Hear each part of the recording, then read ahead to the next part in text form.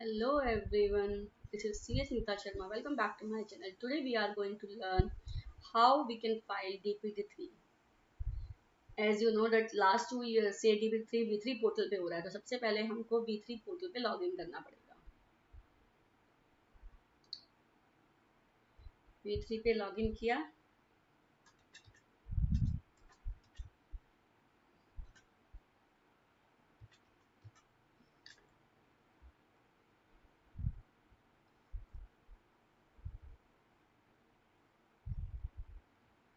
MC services पे गए, company e filing as usual company का फॉर्म है इसलिए company e filing and then इस पे गए। सबसे लास्ट ऑप्शन पे foreign company deposit and Nidhi services, सबसे पहला ऑप्शन आएगा DPT3 रिटर्न ऑफ डिपॉजिट्स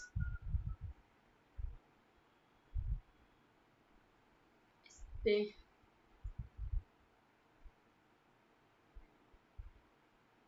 मैं अभी यहाँ पे जो दिखा रही हूँ वो एग्जाम डिपॉजिट दिखा रही हूँ, डिपॉजिट का केस नहीं है। जनरल ट्रांजैक्शंस है, लोन लाइबिलिटी, डायरेक्टर से लोन, बैंक से लोन, इन सब चीज़ों की। अगर आपका डिपॉजिट है तो डिपॉजिट के लिए फॉर्म तो यही जाएगा, लेकिन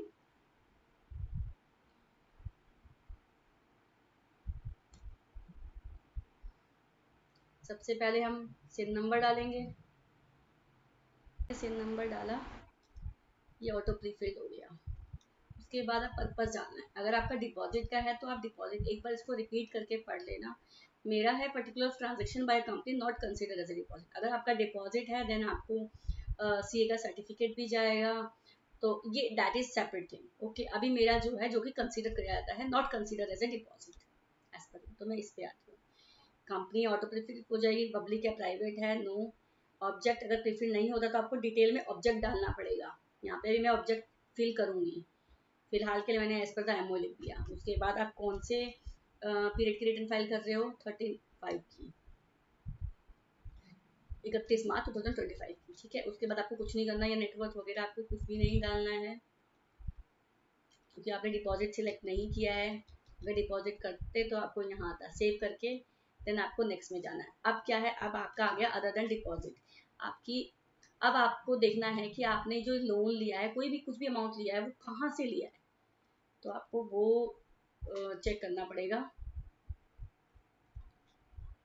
मैं आपको दिखाती हूँ। जैसे मेरे केस में क्या है, मेरा जो है डायरेक्टर से लोन लिया हुआ है सिर्फ, बाकी मेरा कोई बैंक से लोन नहीं है, कोई कुछ नहीं है। तो मैंने क्या किया, यहाँ पे एक ऑप्शन आता है any amount receive from a person who at the time of receipt of the amount was director of the company और the relative of the director of private company.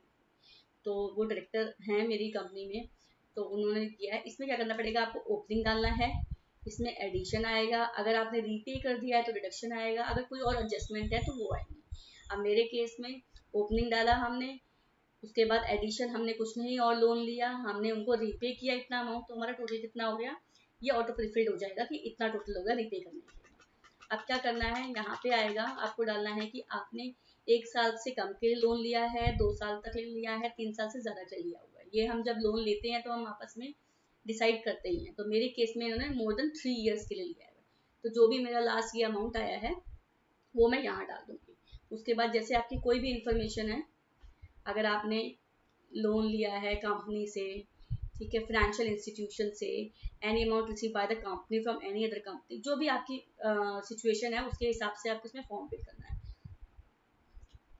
ठीक है। उसके बाद देन आपको सेव करना है, नेक्स्ट। इसके बाद आपको अभी कोई अटैचमेंट नहीं लगानी है क्योंकि आप not consider as a deposit किया है आपने।